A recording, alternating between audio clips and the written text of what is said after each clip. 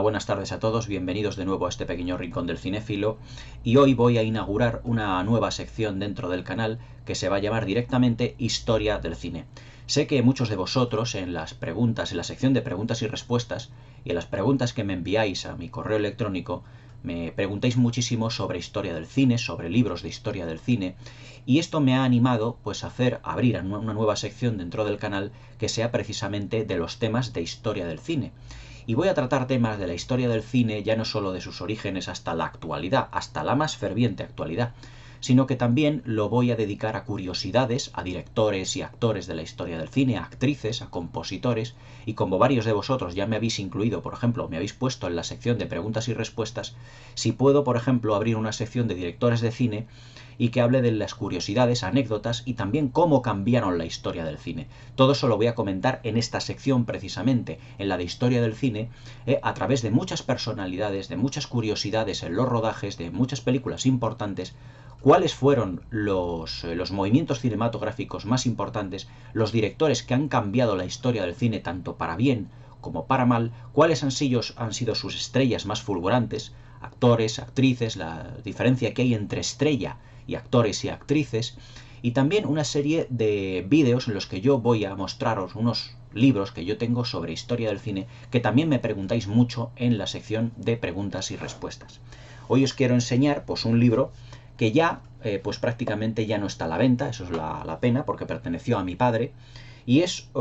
digamos la historia del cine a través de sus mitos, como lo podéis ver aquí. Las estrellas, no sé si lo verá bien en pantalla, sí. Historia del cine en sus mitos, y que consta de 8 volúmenes realmente magníficos, en los que te narra pues todos los vericuetos y evidentemente toda la biografía y filmografía de importantes estrellas y actores y actrices en la historia del cine prácticamente desde sus inicios, y este es un libro ya relativamente antiguo, hasta mediados aproximadamente de los años 80, que es cuando lo compró mi padre. Pero libros así podéis encontrarlos perfectamente, por ejemplo, en la Casa del Libro, aquí en Madrid, en la ciudad donde yo vivo, en España, pues hay muchas sucursales de la Casa del Libro, y si os vais a la sección precisamente de cine y fotografía, os encontraréis con múltiples volúmenes y múltiples libros que tratan la historia del cine. Por ejemplo, hay uno muy conocido que es Historia del cine en 1001 películas, por ejemplo.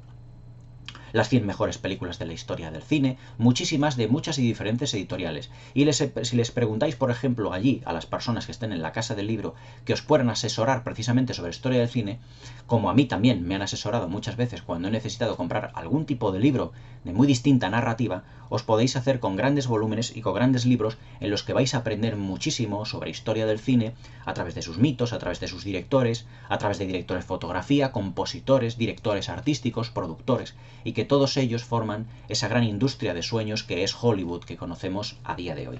Este volumen, por ejemplo, que tengo, antes de empezar con la sección propiamente dicha, os voy a leer, fijaos, la cantidad de actores, de estrellas que tienen precisamente este volumen. Marilyn Monroe, Marlon Brando, Sofía Loren, Clark Gable, Rita Hayworth, Gary Cooper, Ava Gardner, James Dean, Brigitte Bardot, Rodolfo Valentino, Greta Garbo, Elvis Presley, Elizabeth Taylor y Paul Newman, y este solo es el volumen número 1. La verdad es que son todos ellos grandes estrellas del cine completamente inigualables, cuyo legado está prácticamente en nuestros días y cuya importancia dentro de la historia del cine ha sido capital. Estos volúmenes son exclusivamente de actores, de estrellas y de actrices, pero hay otros muchísimos libros que se dedican también a hacer una recopilación de los grandes directores de la historia del cine. El libro, mejor dicho, el vídeo que os voy a proponer hoy precisamente para inaugurar esta sección de historia del cine, es la transición o la importante transición que hubo en la historia del cine a mediados de los años 60 y principios de los 70 en lo que se denominó el viejo Hollywood y el nuevo Hollywood. Para situarnos un poquito, y yo creo que muchos de vosotros necesitáis saber estas cosas, porque también es importante a la hora, por ejemplo, de opinar sobre películas, porque yo, por ejemplo, como cinéfilo, me fío mucho más de un historiador de cine, que tiene mucho más bagaje cultural y mucha más experiencia cinematográfica, que seguramente un crítico de cine que será simplemente a lo mejor un periodista. Hay críticos de cine que se dedican pues para impartir clases, por ejemplo, de historia del cine, y que realmente son muy, por así decirlo, muy exhaustivos en todo su contenido y que lo hacen de una manera bastante imparcial. Pero los periodistas en ese sentido ya más obedecen, por así decirlo, a Manitou, es decir, a otra serie de intereses creados. Pero enfocar lo que se refiere a una crítica desde el punto de vista de historia del cine es una crítica, como yo las intento plasmar, mucho más completa debido a las múltiples referencias que puede tener un film a la hora, por ejemplo, de opinar sobre él. Porque claro, yo me fijo también ya no solo en la dirección de actores o en el guión, que los guiones, pues si me permitís el inciso, son prácticamente hoy en día casi lo de menos, porque los guiones en la historia del cine ya se han comentado muchos tipos de películas, se han quemado, por así decirlo, muchos géneros cinematográficos, pero lo importante en la historia del cine no es la historia que contéis, sino cómo la contéis. Es decir, si vosotros le dais un guión cinematográfico a 3 o 4 directores, pues seguramente esos directores, cada uno, te hará una película completamente distinta, ya que la visión que tenga ese director, ya no solo como persona, sino como artista, será completamente diferente a la del resto de los directores que la propongáis. Es decir, entre sí, los directores son completamente distintos y cada uno tendrá una visión. Por lo tanto, lo importante muchas veces no es lo que cuentes, sino cómo lo cuentes. La planificación cinematográfica que tengas de ello, la visión de conjunto que tengas sobre el guión y las interpretaciones y cómo estén dirigidos los actores, las actrices y la importancia artístico-técnica que se le quiera dar realmente al conjunto de la película. Sin más prolegómenos, vamos a empezar pues a hablar de esa transición precisamente que hubo entre lo que se llamó el viejo Hollywood y el nuevo Hollywood. Yo creo que quiero que este vídeo sea un vídeo extenso, ya que la verdad es que hay muchísima materia que cortar. Y la verdad es que la transición que se produjo en la historia del cine a finales de los años 60 fue realmente importante, sobre todo para ver el cine como lo vemos realmente hoy en día, y también las influencias que el cine de hoy en día ya en pleno siglo XXI tiene influencias más del viejo Hollywood que del nuevo Hollywood, y ahora me lo quiero explicar en ese sentido. Vamos a ver. El viejo Hollywood, si se caracterizó por uno de los puntos más importantes, por así decirlo, era la preponderancia que los productores daban a sus guiones cinematográficos y al producto que en general iba a salir. Es decir, la figura del director en Hollywood es una figura que, aunque tiene su importancia, la más importante dentro de lo que es el panorama cinematográfico, el productor es el verdadero motor, por así decirlo, de toda la producción cinematográfica en sí misma, o por lo que fueron a principios, por ejemplo, de los años 30. Cuando en 1928-1929 se inventó el cine sonoro, Hollywood tuvo que dar un cambio radical, por así decirlo, a todo lo que fue la política de creación de películas, dándole más preponderancia, más importancia, evidentemente, pues al tema de los sonoros, del diálogo, del guión propiamente dicho, sin tener en cuenta tanto las imágenes.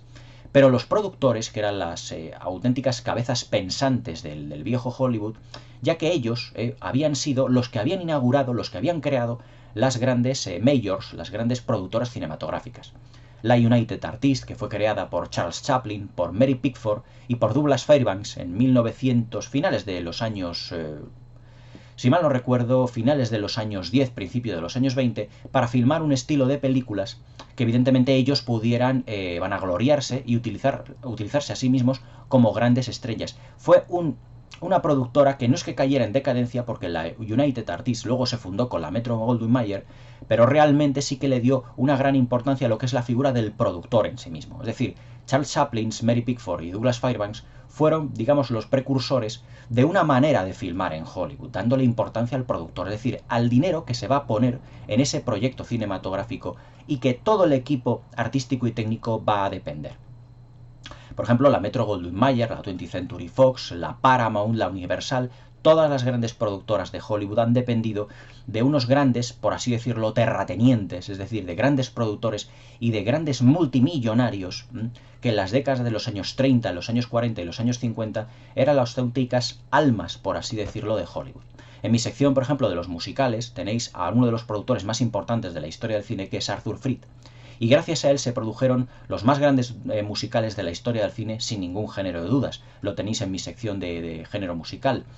Melodías de Broadway 1955, Cantando bajo la lluvia, Un americano en París, pero como Arthur Freed había muchísimos productores. Sin ir más lejos, por ejemplo, la figura de David O. Selznick, que fue el productor, junto con Louis B. Mayer, el el dueño de la Metro-Goldwyn-Mayer, de producir una película tan importante en 1939 como fue Lo que el viento se llevó. El verdadero motor de esa producción fue David O. Selznick, que era la persona encargada de ese gran proyecto y que además fue el encargado, por así decirlo, de proponer al equipo técnico, al equipo artístico y a los directores que estaban empezando a filmar la película. Lo que pasa es que también los directores pueden confundirse a lo largo de un proyecto cinematográfico y evidentemente, o David O. Selznick no fue una excepción. Lo que el viento se llevó fue empezó a rodarla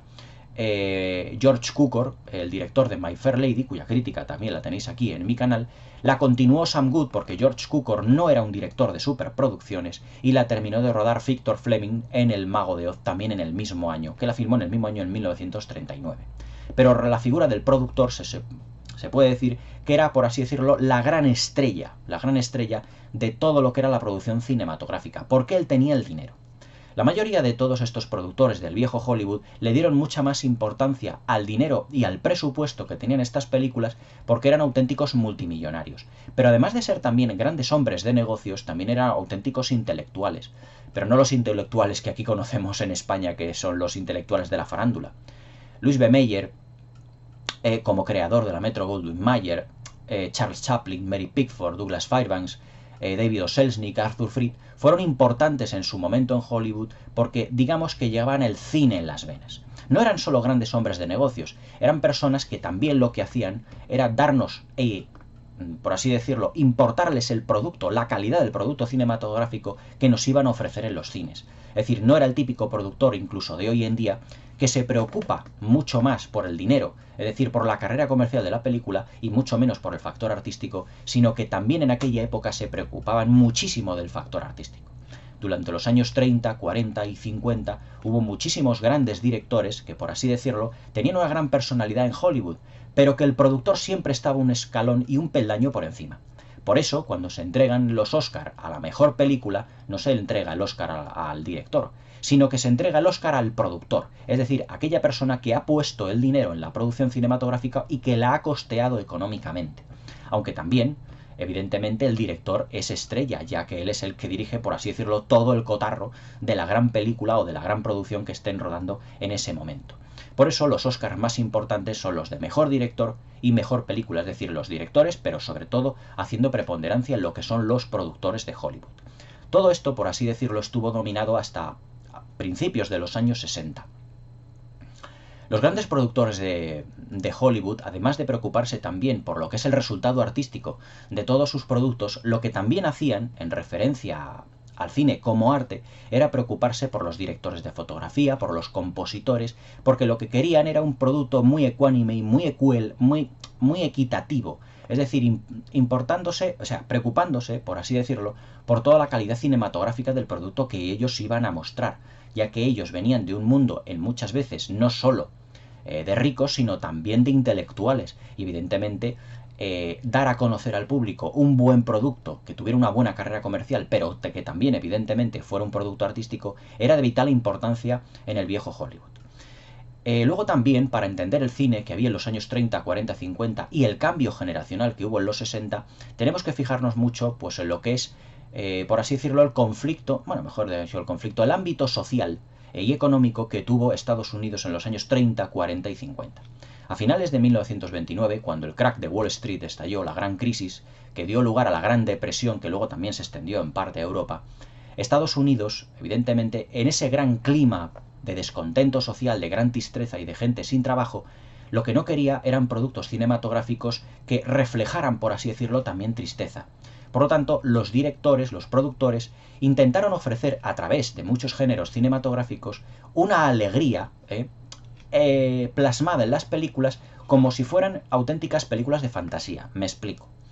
La realidad que expresan o que se tiene en cuenta en las películas de Hollywood de los años 30, 40 y 50, como por ejemplo los musicales, era ofrecernos como una especie de realidad alternativa. Todos los personajes que estaban, es decir, todos los personajes que interpretaban los actores y las actrices de Hollywood, evidentemente eran personajes que vivían en un mundo, por así decirlo, idílico. Es decir, todo era de color de rosa, todos los personajes eran felices, todo era bonito, no había, por así decirlo, enfermedades, tragedias, no había absolutamente nada que pudiera por así decirlo, pervertir la vida idílica de todos los personajes de Hollywood, ya que el público iba al cine pues para ver un producto alegre, dicharachero, que le sacara un poquito de ese ensimismamiento social que tenía y de la gran depresión y dificultades económicas que tenía realmente la sociedad norteamericana en los años 30, que luego ya fueron saliendo evidentemente a finales de la década, pero que con el advenimiento de la Segunda Guerra Mundial lo que ocurrió fue precisamente todo lo contrario a lo que se estaba proponiendo ya de salida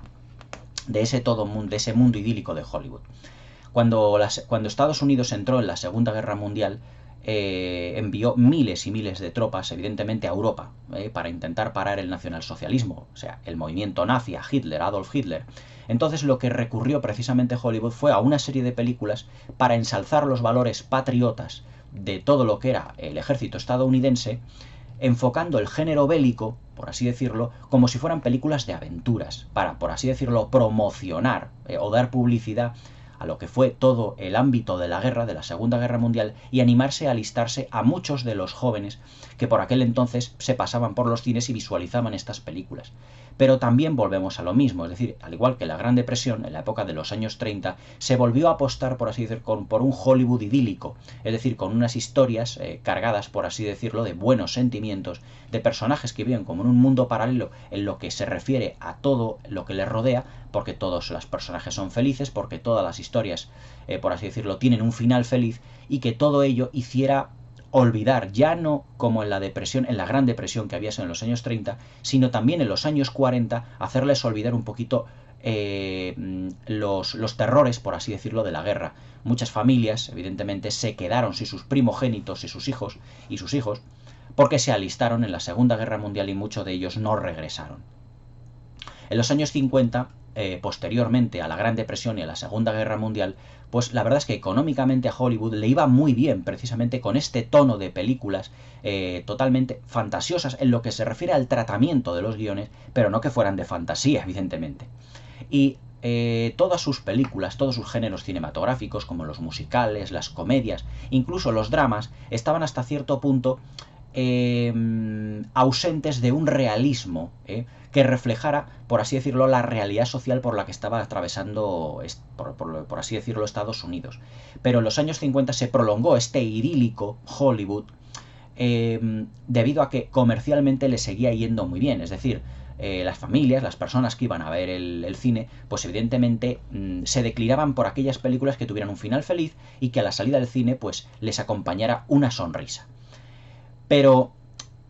lo que ocurrió ya en los años 60 pues fue algo que cambió la faz de Hollywood ya por completo y completamente, de una manera completamente radical.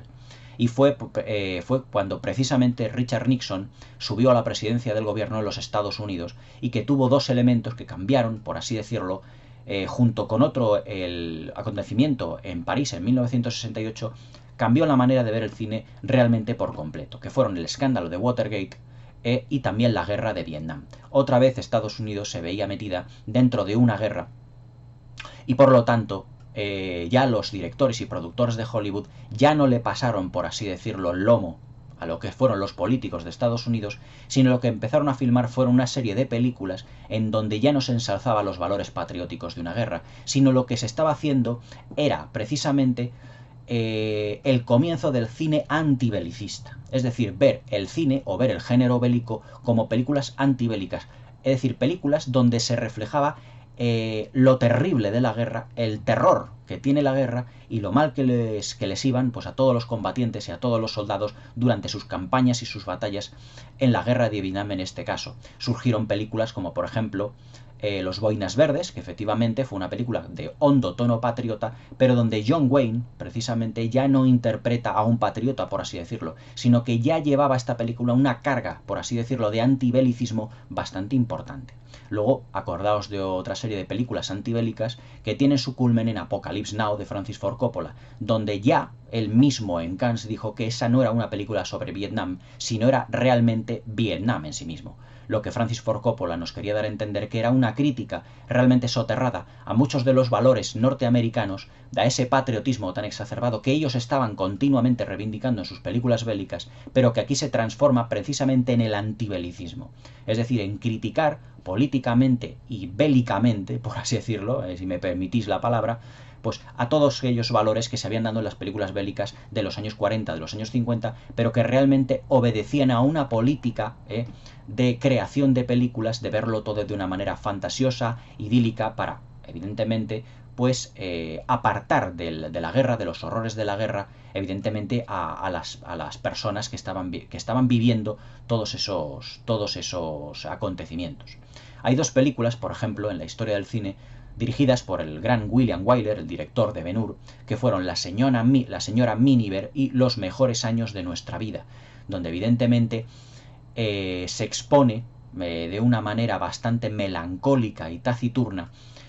todo lo que la guerra en la sociedad estadounidense podía llegar a plasmar, pero que evidentemente estas películas no fueron, por así decirlo, con un marcado tono antibelicista. Los mejores años de nuestra vida es una película que yo voy a comentar dentro de muy poquito aquí en el canal, porque es una de las grandes películas de la historia del cine sin ningún género de dudas, ya no solo desde el punto de vista bélico o antibélico, sino también como calidad y producto cinematográfico en sí mismo. Cuando en los años 60 Hollywood empezó a decaer debido a la irrupción, por ejemplo, de los televisores en los hogares norteamericanos, pues Hollywood tuvo que reinventarse finales de los 50, principios de los 60, adoptando una serie de superproducciones como fueron, por ejemplo, Ben-Hur, Los Diez Mandamientos, Cleopatra, La caída del Imperio Romano, Espartaco, donde se les prometía a la gente un espectáculo cinematográfico que no tenía nada que ver con lo que realmente ellos podían ver en su televisión. Y se inventaron una serie de formatos, como por ejemplo el estéreo, el formato Cinemascope, el Cinerama, el Todao, el Ultra Panavision en 70 mm, que dedicaré también un cine dentro de esta nueva sección a esa clase de formatos para que veáis las diferencias de cómo filmaban y de cómo se inventaron formatos para atraer el público a las salas y que realmente hacían producciones Hollywood extraordinariamente caras. Por ejemplo, Espartaco en 1960, hoy en día es un presupuesto muy bajito, pero ya en 1960 fue un presupuesto realmente caro. Espartaco costó 12 millones de dólares, Ben-Hur costó 15 millones de dólares y Cleopatra en 1964, en el vídeo en 1963, en la crítica que podéis ver aquí en mi canal, costó 44 millones de dólares. Es decir, fueron propuestas cinematográficas realmente caras, pero todo con afán de traer precisamente a la gente a las salas de cine y que pudieran ver un espectáculo cinematográfico que no podían ver en los televisores en su casa.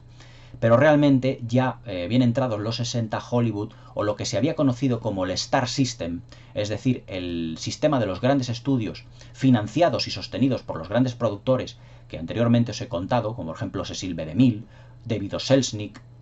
Lion Artist, que luego se fusionó con la Metro-Goldwyn-Mayer, Arthur Freed en lo que es el género musical. La verdad es que todo ese sistema de los grandes estudios empezó a decaer debido a diversos factores. Primeramente se produjo un cambio generacional en los años 60, sobre todo eso provocado por los acontecimientos históricos que os acabo de narrar en lo que se refiere a materia sociopolítica y luego también la concentración que hubo en mayo del 69 en París, donde los chicos, por así decirlo, los jóvenes universitarios, estudiantes de la época, demandaban, por así decirlo, un estilo de cine completamente distinto. Es decir, el cine de los grandes estudios prácticamente estaba ya tocado y herido de muerte en lo que se refiere al gran Star System. En este Star System, pues los directores, como os he dicho antes, y ya resumiendo esta parte, tenían gran importancia, pero mucho más los productores. Directores como Alfred Hitchcock, como John Ford, como Ruben Mamoulian, Henry Hathaway, William Wyler, William Wellman, Nicholas Ray, Vincent Minnelli, Stanley Donen.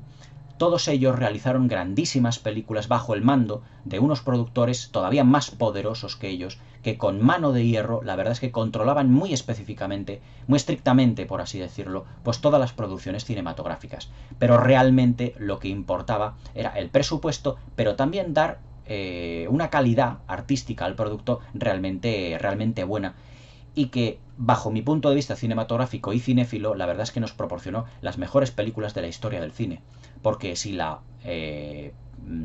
por así decirlo, si el personaje, si la La figura del director era importante, más lo era la del productor, que estaba también interesado en no solo mostrar un buen producto comercial, sino también interesarse por el arte que los directores que había contratado para sus películas estaban realizando. Pero ya a finales de los años 60 se puede decir que el Star System de Hollywood, con todas aquellas actrices y con estos actores, como rezaba el lema de la Metro-Goldwyn-Mayer, más estrellas que en el firmamento, pues prácticamente decayó. Otra de las grandes causas por la que decayó fue la decadencia, o fue también la retirada de muchas grandes estrellas del Hollywood que había hecho al séptimo arte realmente grande. Por ejemplo, a mediados ya, a finales de los años 60, actores y actrices tan importantes en los años 30, 40 y 50 ya se habían retirado del cine o habían fallecido. Caso, por ejemplo, de James Dean, de Clark Gable, Marlon Brando, que se adaptó al nuevo Hollywood pero que le costó realmente mucho. Paul Newman, también que le costó adaptarse, pero realmente sí que ejerció muy bien. Robert Redford, que fue un actor que le pilló entre medias, por así decirlo, en esa transición, porque empezó en los años 60, pero evidentemente actores como James Stewart, como Cary Grant, como Burt Lancaster, como Gene Kelly, como Donald O'Connor, como Rodolfo Valentino, que ya evidentemente no estaba, como el hijo de Douglas Fairbanks. En lo que se refiere a los actores, las actrices como Bette Davis, como Katharine Hepburn, como Linda Darnell, como Marilyn Monroe, Rita Hayworth, pues todas ellas, actores y actrices de gran renombre, unas grandes estrellas en el Star System, en los años 30, 40 y 50, ya empezaron, por así decirlo, a decaer filmando o conformándose con protagonizar películas hechas para televisión o incluso series para televisión. Entonces ya, por así decirlo, que su estrella se fue apagando. Y cobró, por así decirlo, especial importancia una serie de nuevos directores, que entonces es cuando nos metemos de lleno en lo que se denomina el nuevo Hollywood. El nuevo Hollywood estaba, por así decirlo, muy influenciado por muchos movimientos cinematográficos que los directores o los nuevos directores de Hollywood estuvieron fascinados por ellos, y que están encabezados por los cinco grandes o cinco magníficos que yo creo que son Steven Spielberg, Martin Scorsese, George Lucas, Francis Ford Coppola y Brian De Palma, pero que hubo otros muchos. Los 5 directores estos, por así decirlo, no fueron los únicos. Por este periplo empezaron directores como Sidney Pollack, Sidney Lumet, Alan J. Pakula, Sidney Pollack,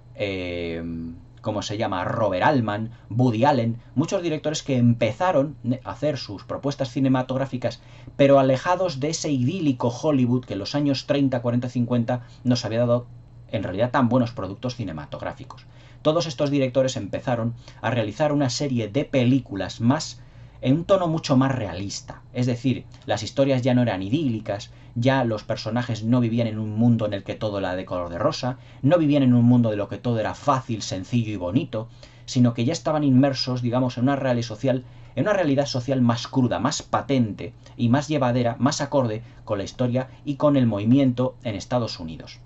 El movimiento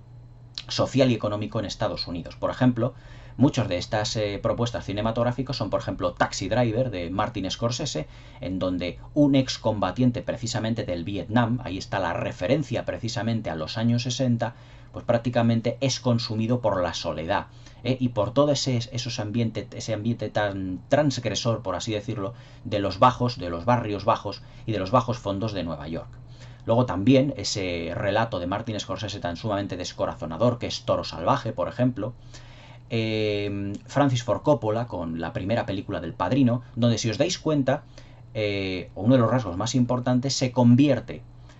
Marlon Brando, el personaje de Marlon Brando, Vito Corleone, en el auténtico héroe de la película, el bueno, por así decirlo, de la película, el protagonista. Eso, en los años, por ejemplo, los años 40-50, en el cine negro del Hollywood del Star System, hubiera sido algo completamente anodino y fuera de lugar. Es decir, ningún productor hubiera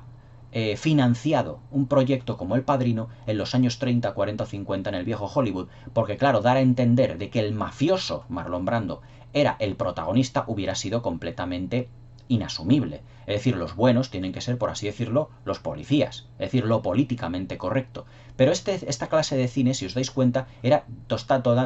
totalmente distinto. Que el bueno o que el héroe o que el protagonista de la película fuera precisamente el mafioso, pues realmente era bastante impactante para la época. Luego, por ejemplo, las películas en las que empezó Brian De Palma, por ejemplo, aquellas propuestas cinematográficas donde lo que hacía era, en muchos aspectos, copiar a los clásicos, sobre todo a Alfred Hitchcock, le tienen que estar pitando los oídos al bueno de Brian De Palma, pero desde un punto de vista más transgresor, más sexual, por así decirlo, con una puesta en escena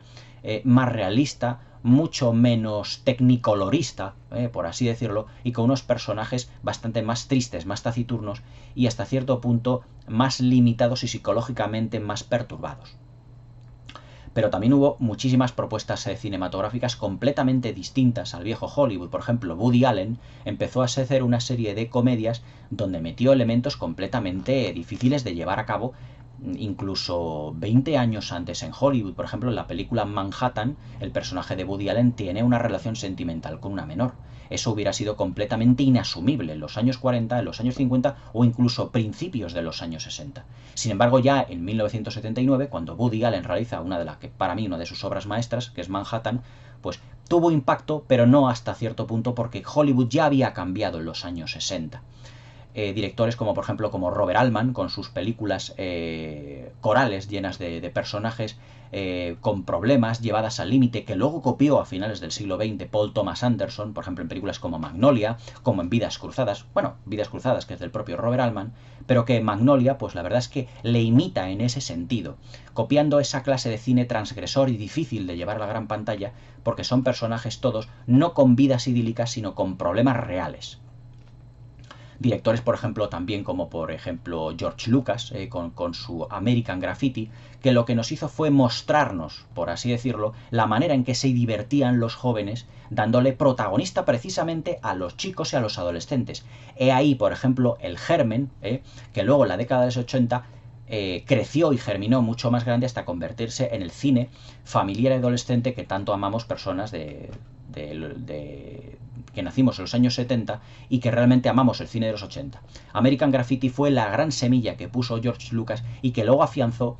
con una manera de ver el cine completamente diferente, que fue La Guerra de las Galaxias en 1977, que también cambió la historia del cine en lo que refiere a darle más preponderancia a las películas, por ejemplo, de serie B, de ciencia ficción, de aventuras, con finales también muy felices y también con aspecto de blockbuster como la de los años 50, pero que daba un vuelco al género con respecto al Star System.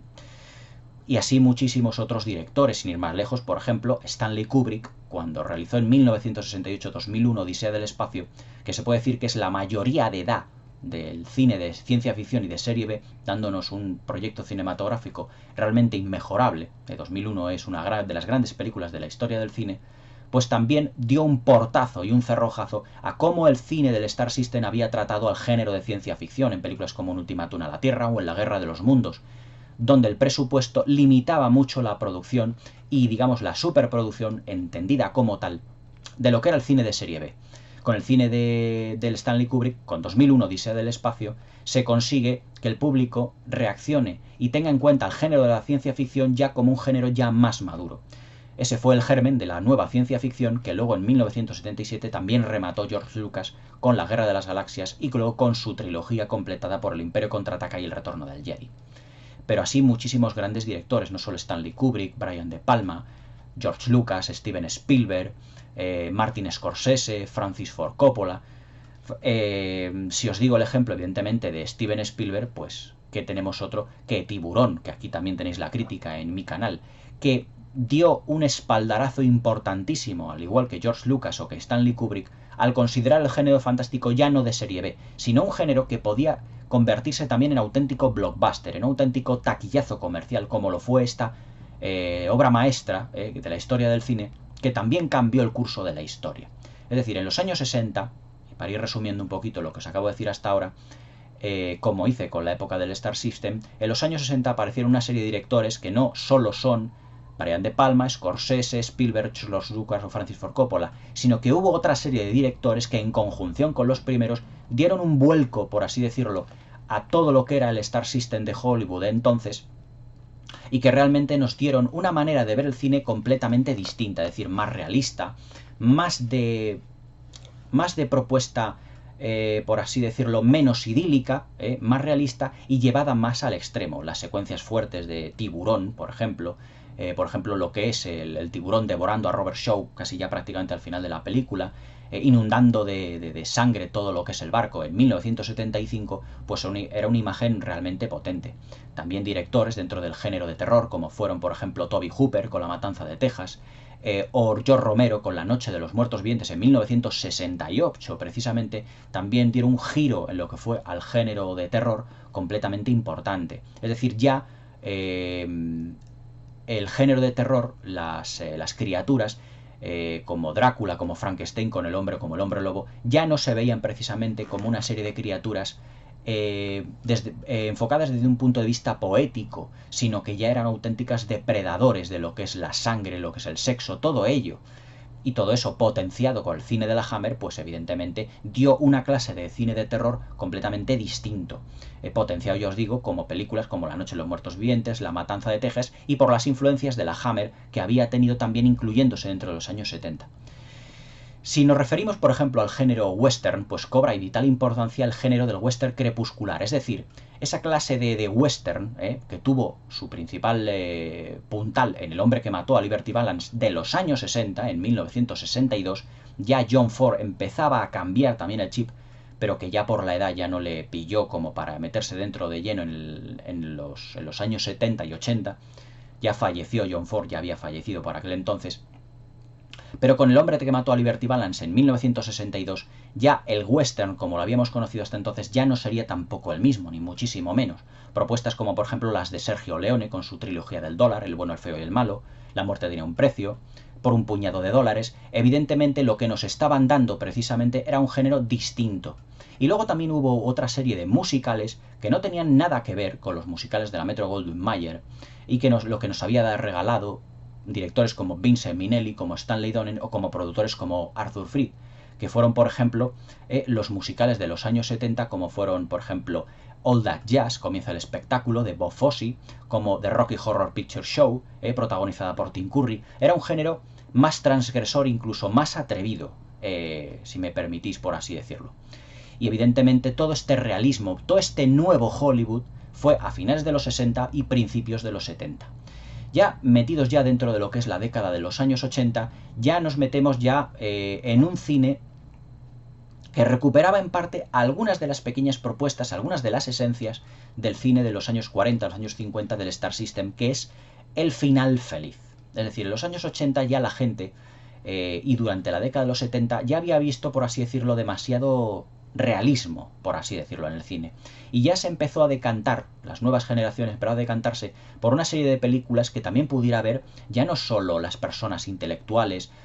o por así decirlo, los mayores que iban al cine, las personas de mediana edad, sino también ya por los niños, por los adolescentes, y cobró gran importancia el género familiar. El género familiar importante, pues debutando películas como Los cazafantasmas, como Los Goonies y como Los Gremlins y tantísimos derivados de ese cine que era más enfocado al género familiar y que nos dio también grandes películas como las os acabo de nombrar, El secreto de la pirámide, y donde ya, por ejemplo, la figura de un director tan importante como Steven Spielberg pasó a formar parte ya de los productores, de los grandes productores de Hollywood. Películas ya producidas por Steven Spielberg, que no dirigidas, son por ejemplo la trilogía de Regreso al Futuro, que son realmente un ejemplo de lo que el cine de los 80 ya nos proponía. Es decir, un género hasta cierto punto realista, porque trataba también problemas de los adolescentes, como las películas realizadas por John Hughes, como por ejemplo La chica de rosa, como pueda ser El club de los cinco, como pueda ser Cuenta conmigo, que también la tenéis aquí comentada en el canal, pero que también seguían teniendo un final feliz, por así decirlo. Es decir, Hollywood siempre ha sido una maquinaria de hacer dinero que se ha debido de ir adaptando a todo lo que las exigencias del público iba pidiendo totalmente. Y ya a partir de los años 80 y hasta nuestros días ya vuelve a cobrar importancia de nuevo la figura del productor. La figura del productor porque entonces ya desde los años 80, o mejor dicho ya metiéndolos de los años 90 hasta nuestros días, la cifra de superproducciones ha vuelto a aumentar en Hollywood. Es decir, hoy en día pues vemos nuestra cartelera pues inundada de películas que cuestan cientos y cientos de millones de dólares y que realmente empezaron, pues por ejemplo, en los años 90 con una propuesta multimillonaria, pero muy importante desde el punto de vista tanto artístico como tecnológico, que fue Terminator 2 de James Cameron, en la que se gastó en el año 91 la friolera cifra de 90 millones de dólares. Una auténtica burrada de dinero para aquel entonces, pero que dio lugar a una de las más grandes superproducciones que ha dado la historia de Hollywood, que es Terminator 2, el juicio final. Y que luego, a partir de ahí, en la década de los 90, se fue afianzando, más propiamente dicho, con propuestas como, por ejemplo, Parque Jurásico, como La lista de Schindler, como Braveheart, por ejemplo, Salvar a Soldado Ryan. Es decir, películas donde ya Hollywood volvía a meter muchísimo dinero en estas producciones, porque el público demandaba películas de gran espectáculo, hasta nuestros días con la evolución de la tecnología digital. Esta tecnología que creó en su momento pues, los ordenadores, compañías como la Industrial Light and Magic de George Lucas, como la Digital Domain de James Cameron, y en nuestros días tan importante como es la Weta Digital y Weta Workshop del neozelandés Peter Jackson. Y como hoy nuevamente ya no solo la figura del director, sino también la figura realmente del productor es la que tiene gran importancia a la hora de abordar los géneros cinematográficos. Hoy en día, en las películas más realistas, por así decirlo, han quedado ya en un segundo plano. Propuestas como, por ejemplo, como Roma, la película de Alfonso Cuarón, por hablar de una película que yo todavía no la he visto, que lo que están enfocadas es a un público, digamos, que busque una película más realista, más en lo que se refiere a problemas sociales, pero que realmente esas son las películas que no tienen tanto éxito como en los años 70. En los años 70 películas como Toro Salvaje, como Taxi Driver, películas como Easy Rider, Buscando mi destino, de Toby Hooper, fueron realmente las que dieron un aldabonazo tremendo en la taquilla, ya que la gente se había cansado de ese melancolismo y de ese cine idílico del Star System, y lo que demandaba era películas más realistas. Pues de nuevo, en nuestros días se vuelven a cambiar las tornas, es decir, volvemos a tener propuestas cinematográficas más de fantasía, más de aventuras, más de ciencia ficción, donde realmente el presupuesto, los grandes presupuestos van a enfocarse en este tipo de películas, y donde el cine realista, el cine de crítica social, queda delegado a un segundo plano para otro tipo de público, porque este ya es menos demandado. Hoy, evidentemente, con el bombardeo que tenemos en nuestras cadenas de televisión, de telediarios, de noticias, de debates políticos, la gente ya está un poquito ya más cansada de todo esto, y lo que pretende ver en el cine pues son películas y propuestas cinematográficas que le evadan por completo. Ese es uno de los principales reclamos comerciales que tiene hoy en día, evidentemente, el cine de superhéroes que están en boga está. Es decir, propuestas cinematográficas que te evadan completamente del mundo donde están inmersos, donde estás realmente viviendo, y que te metan en un mundo ya no idílico, por así decirlo, pero en un mundo donde la fantasía, la ciencia ficción y la aventura pues puede saltar a cada rincón de la ciudad donde estés caminando en ese momento. Personajes fantásticos, las fantasías épicas de Peter Jackson del Hobbit del Señor de los Anillos, Avatar de James Cameron, las propuestas de género fantástico, por ejemplo, como Ready Player One de Steven Spielberg, todas ellas grandes éxitos de taquilla que nos dan a entender que Hollywood vuelve a hacer un cambio del cine realista al cine espectáculo, por así decirlo, como lo había sido a finales de los 50 y principios de los 60, para llamar a la gente a ver un espectáculo que en su casa no puede ver. Hoy en día, con los grandes reproductores de DVD, de 4K y de Blu-ray, somos capaces de darnos aquí en nuestra casa un gran espectáculo cinematográfico, pero nada comparable a las grandes pantallas de cine para visualizar todas estas grandes producciones que son las que se llevan la mayor parte del cine de los productores. La verdad es que en eso la historia del cine no sé hasta qué punto nos va a deparar los cambios, pero desde que se creó el cinematógrafo en 1895 ha habido grandes cambios que en realidad, yendo en boga de lo que es la situación social de los países del mundo, de Europa y sobre todo de Estados Unidos, que es donde se perfila la gran compañía de sueños que es Hollywood, va condicionando al cine de una o de otra manera. El viejo Hollywood, y ya para ir concluyendo el vídeo, el viejo Hollywood lo que fue y lo que se perfiló fueron por ofrecernos grandes historias llenas de tecnicolor, con grandes personajes idílicos, que luego volvieron a cambiar en los años 60 y 70 y que se convirtieron en películas de personajes más realistas sin final feliz, pero que nuevamente, y por toda la historia, porque la historia se repite, y nunca mejor dicho, volvemos a inundarnos en el cine. Los productores y Hollywood nos vuelven a inundar las pantallas de personajes fantásticos llenos de colorido, llenos de ciencia ficción, de fantasía y de aventuras, pero una aventura es una ciencia ficción, una fantasía, no como las que mostraba el viejo Hollywood, pero fantasía al fin y al cabo. Si la fantasía en el viejo Hollywood estaba mostrada con personajes idílicos y con situaciones e historias muy inverosímiles, Nuevamente Hollywood nos vuelve a mostrar personajes, situaciones muy inverosímiles, aunque enfocadas de otra manera. Por así decirlo, la historia se repite. Seguramente dentro de unos cuantos años, cuando nuevamente el cine de Hollywood, este cine de grandes superproducciones de héroes, de personajes fantásticos, de enanos, de hobbits y de elfos, y de superhéroes de cómic, vaya decayendo, a lo mejor Hollywood nos vuelve a mostrar otra vez otro cine más realista. Pero eso, debidamente a su tiempo. Ahora hay que dejar este tipo de cine que cobre fuerza, que tenga su auge y su decadencia, y que luego Hollywood, más tarde o más temprano, nos volverá a deleitar con otras películas o con otras propuestas más realistas, tal y como ocurrió hace ya 40 o 50 años. Digamos que en todo eso depende del cambio generacional y también de la saturación de determinados temas en el Hollywood, tanto del de antes como del de ahora. Si antes se saturó el cine de musicales, de westerns, de cine negro y de películas idílicas, y en los años 60 y 70 se nos saturó de películas muy realistas, a partir de la década de los 90 volvemos otra vez a saturarnos de grandes producciones, de grandes presupuestos y de personajes fantásticos en la gran pantalla. Nuevamente, y eso ya el tiempo y la sociedad, y sobre todo el público lo dirá, Hollywood nos volverá a inundar nuevamente, porque la historia se volverá a repetir, evidentemente de personajes más realistas, donde componentes tan importantes, por así decirlo, como el realismo, las relaciones sociales, las relaciones sexuales o incluso la política, volverán a inundar las pantallas de Hollywood tarde o temprano. Espero que os haya gustado este vídeo de una breve historia del cine en lo que se refiere al nuevo y al viejo Hollywood, la transición que hubo entre ellos. Darle al like, espero que compartáis este vídeo, que suscribáis al canal y ponerme todos los comentarios que queráis. Y recordad que podéis hacerme todas las preguntas que queráis de la historia del cine, de todo lo que queráis sobre cine, a mi correo electrónico criticascinéfilas40, con número, criticascinéfilas40, todo junto, @gmail.com. Espero que os haya gustado el vídeo, que le deis al like y que os inundéis de historia del cine. La verdad que para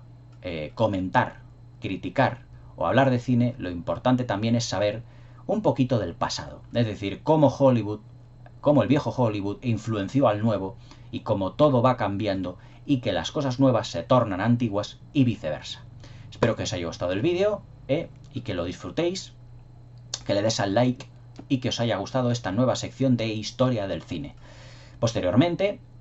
hablaré de movimientos cinematográficos como el neorrealismo italiano, la Nouvelle Vague, el expresionismo alemán, el cine realismo, el